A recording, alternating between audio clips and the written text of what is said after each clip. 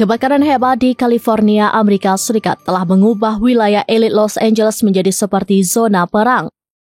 Seorang deputi Sheriff Robert Lunam menggambarkan kehancuran yang terjadi akibat api yang melanda kawasan tersebut. Ia juga memperingatkan warga tentang bahaya tiang listrik yang tumbang dan kabel listrik yang terpendam. Adapun jumlah korban tewas akibat kebakaran terus meningkat, kini sudah mencapai 24 orang.